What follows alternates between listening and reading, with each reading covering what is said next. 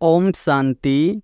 9 अक्टूबर 2024 के ईश्वरीय महावाक्य। पहले एक नज़र मुरली के मुख्य पॉइंट पर।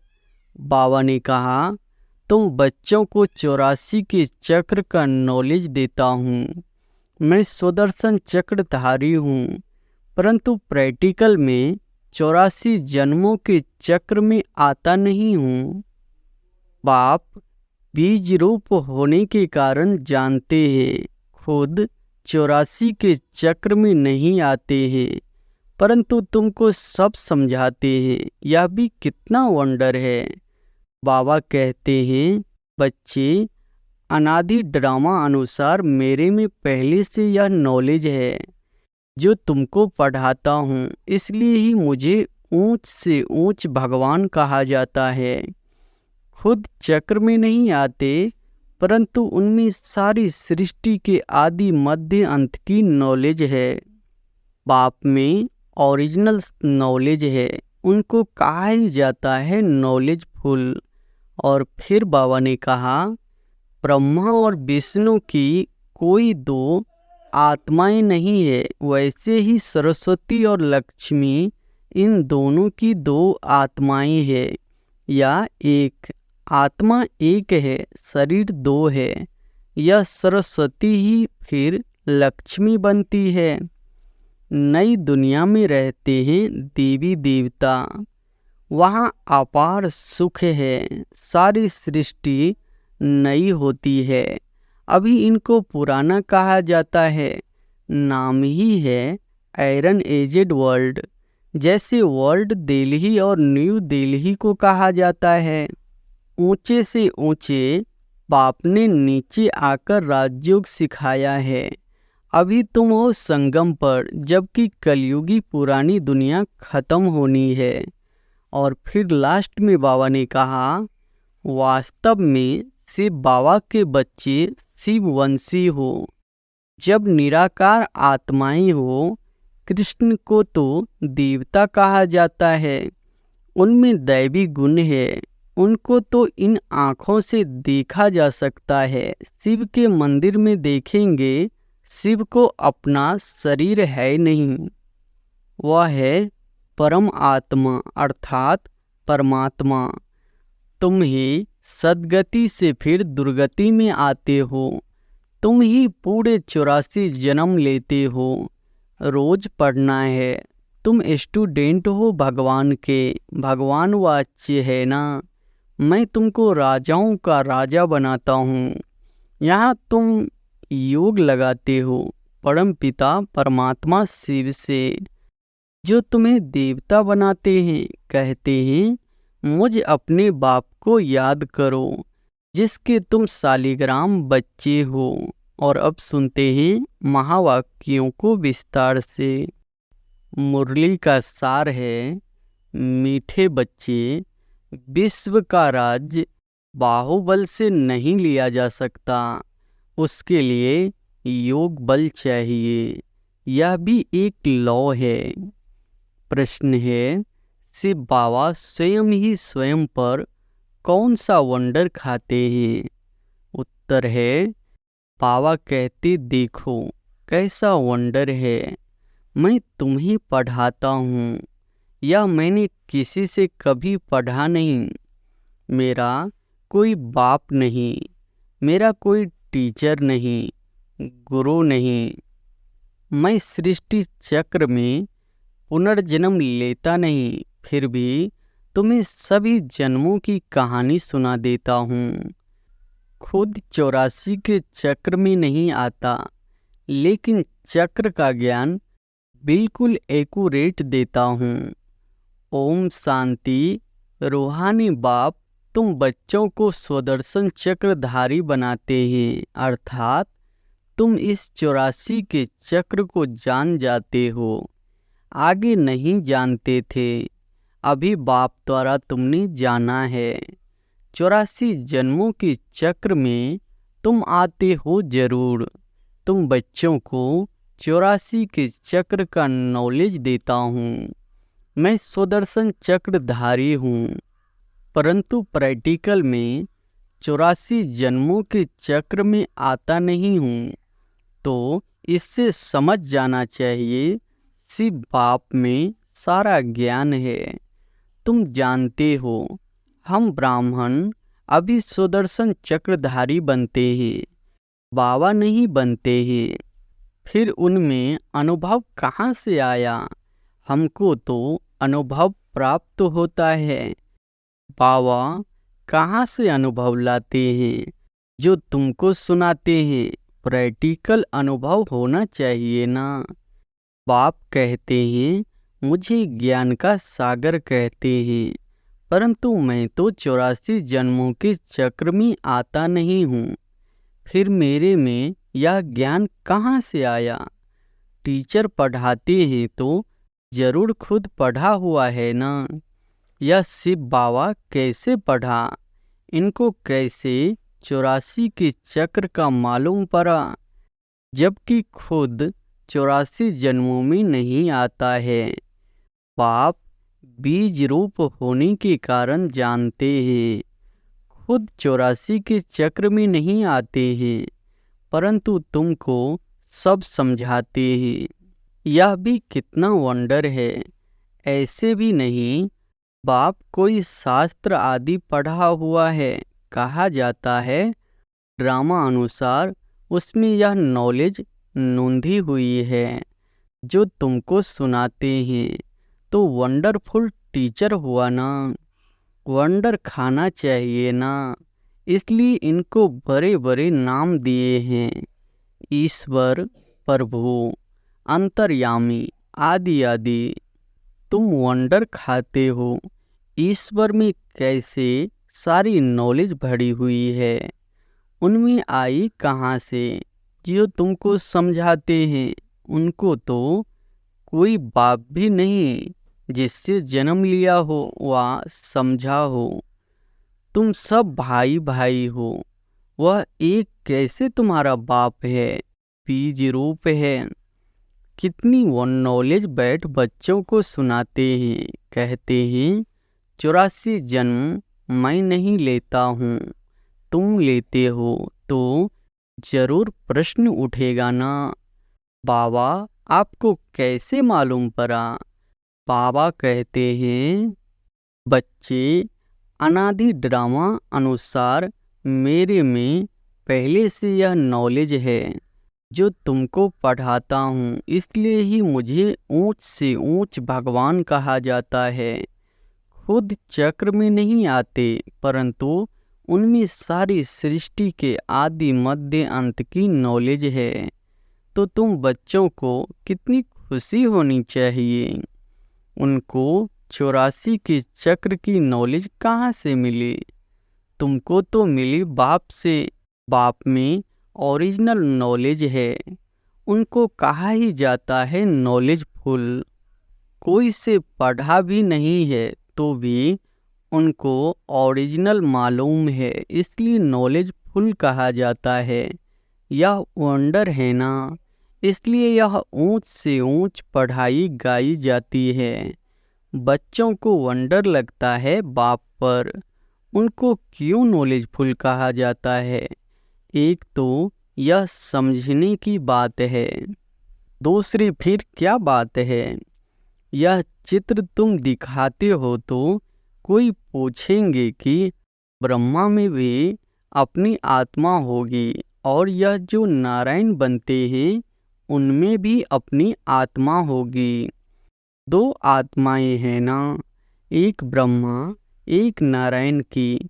परंतु विचार करेंगे तो यह कोई दो आत्माएं नहीं है, आत्मा एक ही है। यह एक सैंपल दिखाया जाता है देवता का।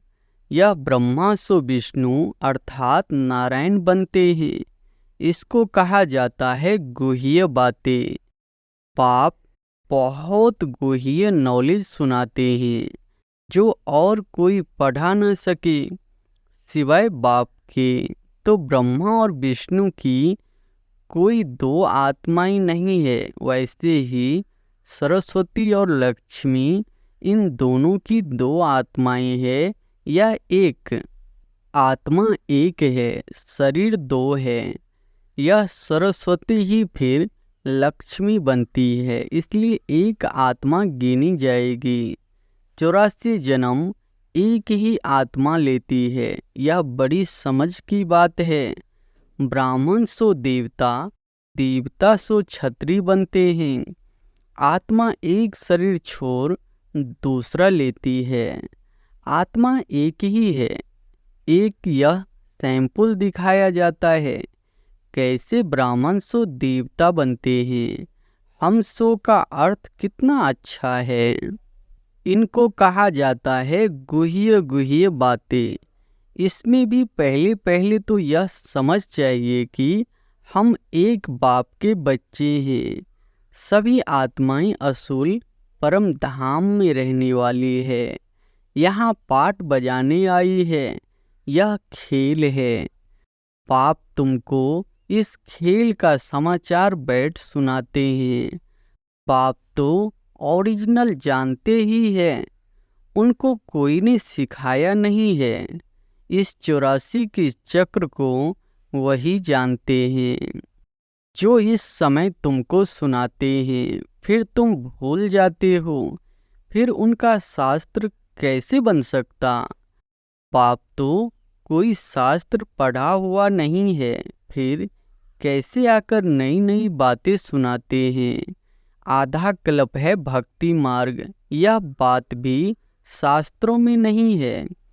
यह शास्त्र भी ड्रामा अनुसार भक्ति मार्ग में बने हैं। तुम्हारी बुद्धि में शुरू से लेकर अंत तक इस ड्रामा की कितनी बड़ी नॉलेज है। उनको जरूर मनुष्य तन का आधार लेना पड़े। शिव बाबा इस ब्रह्मा तन में बैठ इस सृष्टि चक्र की नॉलेज सुनाते हैं। मनुष्यों ने तो कपोरे लगाकर सृष्टि की आयु ही कितनी लंबी कर दी है। नई दुनिया सो पुरानी दुनिया बनती है। नई दुनिया को कहा जाता है स्वर्ग, पुरानी दुनिया को कहा जाता है नर्क। दुनिया तो एक ही है। नई दुनिया में रहते देवी देवता, वहाँ अपार सुख है। सारी सृष्टि नई होती है। अभी इनको पुराना कहा जाता है, नाम ही है आयरन एजेड वर्ल्ड। जैसे ओल्ड दिल्ली और न्यू दिल्ली कहा जाता है। बाप समझाते हैं, मीठे मीठे बच्चों, न्यू वर्ल्ड में न्यू दिल्ली होगी। यह तो वर्ल्ड वर्ल्ड में ही कह देते हैं, न्यू दिल्ली। इनको न्यू कैसे कहेंगे। बाप समझाते हैं, नई दुनिया में नई दिल्ली होगी। उनमें यह लक्ष्मी नारायण राज्य करेंगे, उसको कहा जाएगा सतयुग। तुम इस सारे भारत में राज्य करेंगे। तुम्हारी गद्दी यमुना किनारे पर होगी। पिछाड़ी में रावण राज्य की गद्दी भी यहाँ ही है। राम राज्य की गद्दी भी यहाँ होगी। नाम दिल्ली नहीं होगा, उसको परिस्तान कहा जाता है। फिर जो जैसा राजा होता है वह अपनी गद्दी का ऐसा नाम रखते हैं। इस समय तुम सब पुरानी दुनिया में हो। नई दुनिया में जाने के लिए तुम पढ़ रहे हो, फिर से मनुष्य से देवता बन रहे हो। पढ़ाने वाला है बाप। तुम जानते हो, ऊंच से ऊंच बाप ने नीचे आकर राजयोग सिखाया है। अभी तुम हो संगम पर, जबकि कलयुगी पुरानी दुनिया खत्म होनी है। बाप ने इनका हिसाब भी बताया है। मैं आता हूँ ब्रह्मा तन में। मनुष्यों को तो पता ही नहीं है कि ब्रह्मा कौन सा। सुना है प्रजापिता ब्रह्मा। तुम प्रजा हो न ब्रह्मा की, इसलिए अपने को बीके कहलाते हो। वास्तव में शिव बाबा के बच्चे शिववंशी हो। जब निराकार आत्माएं हो, फिर साकार में प्रजापिता ब्रह्मा के बच्चे भाई बहन हो और कोई भी संबंध नहीं है। इस समय तुम उस कलयुगी संबंध को भूलते हो। क्योंकि उनमें बंधन है। तुम जानते हो, नई दुनिया में ब्राह्मणों की चोटी होती है, चोटी ब्राह्मणों की निशानी है। तुम ब्राह्मणों का यह कुल है, वह है कलयुगी ब्राह्मण। ब्राह्मण अक्सर करके पंडे होते हैं, एक धामा खाते हैं, दूसरे ब्राह्मण गीता सुनाते हैं। अभी तुम ब्राह्मण या गीता सुनाते हो, वह भी गीता सुनाते हैं, तुम भी गीता सुनाते हो। फर्क देखो कितना है। तुम कहते हो कृष्ण को भगवान नहीं कह सकते, कृष्ण को तो देवता कहा जाता है, उनमें दैवी गुण है, उनको तो इन आँखों से देखा जा सकता है। शिव के मंदिर में देखेंगे, शिव को अपना शरीर है नहीं, वह है परमात्मा अर्थात परमात्मा। ईश्वर, प्रभु, भगवान आदि अक्षर का कोई अर्थ नहीं निकलता। परमात्मा ही सुप्रीम आत्मा है, तुम नॉन सुप्रीम हो। फर्क देखो कितना है तुम्हारी आत्मा और उस आत्मा में। तुम आत्माएं अभी परमात्मा से सीख रही हो, वह कोई से सीखा नहीं है, यह तो फादर है ना। उस परम पिता परमात्मा को तुम फादर भी कहते, टीचर भी कहते और गुरु भी कहते हैं। एक ही और कोई भी आत्मा पाप टीचर गुरु नहीं बन सकती है। एक ही परम आत्मा है, उनको कहा जाता है सुप्रीम। हर एक को पहले फादर चाहिए, फिर टीचर चाहिए, फिर पिछाड़ी में चाहिए गुरु। बाप भी कहते हैं, मैं तुम्हारा बाप भी बनता हूँ, फिर टीचर बनता हूँ और फिर मैं ही तुम्हारा सद्गति दाता सद्गुरु भी बनता हूँ। सद्गति देने वाला गुरु है ही एक, बाकी तो गुरु अनेक है। बाप कहते हैं, मैं तुम सबको सद्गति देता हूँ, तुम सब सतयुग में जाएंगे, बाकी सब चले जाएंगे शांति धाम, जिसको परम धाम कहते हैं। सतयुग में आदि सनातन देवी देवता धर्म था, बाकी कोई धर्म है नहीं, और सभी आत्माएं चली जाती है मुक्ति धाम। सद्गति कहा जाता है सतयुग को। पाठ बजाते बजाते फिर दुर्गति में आ जाते हैं, तुम ही सद्गति से फिर दुर्गति में आते हो। तुम ही पूरे 84 जन्म लेते हो, यथा राजा रानी तथा प्रजा। सो उस समय होंगे 9 लाख तो पहले आएंगे, 84 जन्म 9 लाख तो लेंगे ना, फिर दूसरे आते रहेंगे। यह हिसाब किया जाता है, जो बाप समझाते हैं। सब 84 जन्म नहीं लेते हैं, पहले पहले आने वाले ही 84 जन्म लेते हैं, फिर कम कम लेते आते हैं। मैक्सिमम है 84। यह जो बातें हैं और कोई मनुष्य नहीं जानते, बाप ही बैठ समझाते हैं। गीता में है भगवान वाच। अभी तुम समझ गए हो, आदि सनातन देवी देवता धर्म कोई कृष्ण ने नहीं रचा, यह तो बाप ही स्थापन करते हैं। कृष्ण की आत्मा ने 84 जन्मों के अंत में यह ज्ञान सुना है। जो पहले नंबर में आया, यह बातें समझने की है, रोज पढ़ना है। तुम स्टूडेंट हो भगवान के, भगवान वाच्य है ना। मैं तुमको राजाओं का राजा बनाता हूँ। यह है पुरानी दुनिया, नई दुनिया मानो सतयुग। अभी है कलयुग। पाप आकर कलयुगी पतित से सतयुगी पावन देवता बनाते हैं, इसलिए कलयुगी मनुष्य पुकारते हैं, बाबा आकर हमको पावन बनाओ। कलयुगी पतित से सतयुगी पावन बनाओ। फर्क देखो कितना है। कलयुग में है अपार दुख। बच्चा जन्मा सुख हुआ, कल मर गया दुखी हो जाएगा। सारी आयु कितना दुख होता है। यह है ही दुख की दुनिया। अभी बाप सुख की दुनिया स्थापन कर रहे हैं, तुमको स्वर्गवासी देवता बनाते हैं। अभी तुम पुरुषोत्तम संगम युग पर हो, उत्तम से उत्तम पुरुष व नारी बनते हो। तुम आते ही हो यह लक्ष्मी नारायण बनने के लिए। स्टूडेंट टीचर से योग रखते हैं क्योंकि समझते हैं इन द्वारा हम पढ़कर फलाना बनेंगे।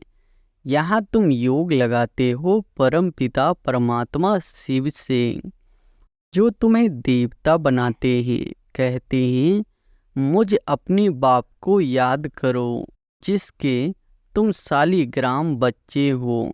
अपने को आत्मा समझ बाप को याद करो, वही नॉलेजफुल है। बाप तुम्हें सच्ची गीता सुनाते हैं, परंतु खुद पढ़ा हुआ नहीं है। कहते हैं मैं किसका बच्चा नहीं, कोई से पढ़ा हुआ नहीं हूँ, मेरा कोई गुरु नहीं। मैं फिर तुम बच्चों का बाप टीचर गुरु हूँ। उनको कहा जाता है परमात्मा। इस सारे सृष्टि के आदि मध्य अंत को जानते हैं। जब तक वह न सुनावे तब तक तुम आदि मध्य अंत को समझ न सको। इस चक्र को जानने से तुम चक्रवर्ती राजा बनते हो। तुमको यह बाबा नहीं पढ़ाते हैं, इसमें से बाबा प्रवेश कर आत्माओं को पढ़ाते हैं। यह नई बात है ना? यह होते ही है संगम पर। पुरानी दुनिया खत्म हो जाएगी। किसकी दबी रही धूल में किसकी राजा खाए। बच्चों को कहते हैं बहुतों का कल्याण करने के लिए, फिर से देवता बनने के लिए यह पाठशाला म्यूजियम खोलो, जहाँ बहुत आकर सुख का वर्षा पाएंगे। अभी रावण राज्य है ना? राम राज्य में था सुख, रावण राज्य में है दुख, क्योंकि सब विकारी बन गए हैं। वह है ही निर्विकारी दुनिया। बच्चों तो इन लक्ष्मी नारायण आदि को भी है, परंतु वहाँ है योग बल। पाप तुमको योग बल सिखलाते हैं। योग बल से तुम विश्व के मालिक बनते हो। बाहुबल से कोई विश्व का मालिक बन न सके। लौ नहीं कहता, तुम बच्चे याद के बल से सारे विश्व की बादशाही ले रहे हो। कितनी ऊंची पढ़ाई है। बाप कहते हैं पहले पहले पवित्रता की प्रतिज्ञा करो। पवित्र बनने से ही फिर तुम पवित्र दुनिया के मालिक बनेंगे। अच्छा, मीठे मीठे सिकिलधे बच्चों प्रति माता पिता बाप दादा का याद प्यार और गुड मॉर्निंग। रूहानी बाप की रूहानी बच्चों को नमस्ते। धारणा के लिए मुख्य सार पहली पॉइंट है कलयुगी संबंध जो कि इस समय बंधन है, उन्हें भूल स्वयं को संगम युगी ब्राह्मण समझना है। सच्ची गीता सुननी और सुनानी है। दूसरी पॉइंट है पुरानी दुनिया खत्म होनी है, इसलिए अपना सब कुछ सफल करना है।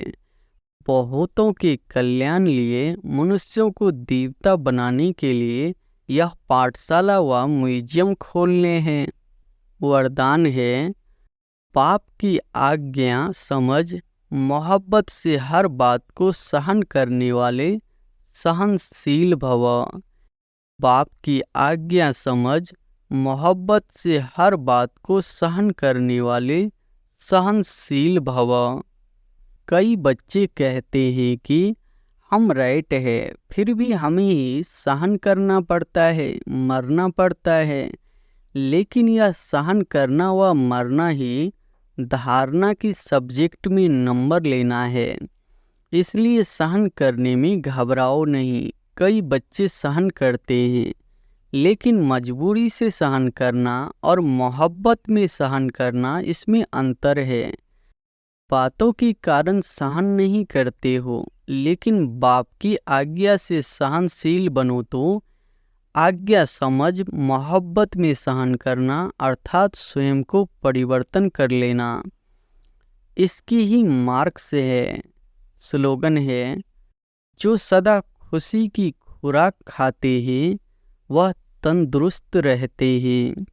जो सदा खुशी की खुराक खाते हैं वह तंदुरुस्त रहते हैं। अच्छा, ओम शांति।